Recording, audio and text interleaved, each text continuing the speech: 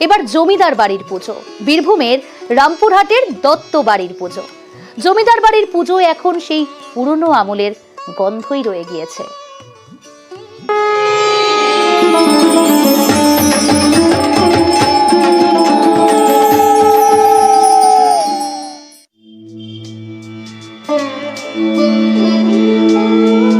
রামপুরহাটের মুরারিলাল দত্ত পুজো শুরুর নেপথ্যে রয়েছে এক বড় ইতিহাস বলে আগেই দুর্গাপুজো হতো নলহাটি থানার বুজুং গ্রামে।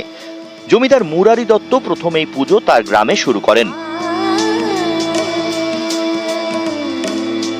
শোনা যায় সাধক বামা খ্যাপা স্বয়ং দত্ত বাড়িতে দুর্গাপুজো করে গেছেন।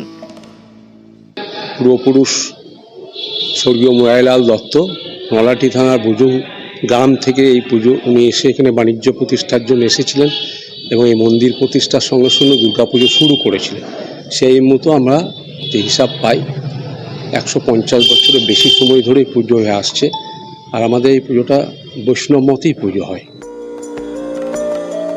প্রায় 150 বছরের বেশি পুরনো এই পুজো। দশমীর দিন গ্রামবাসীদের কাঁধেই প্রতিমার শহর পরিক্রমা।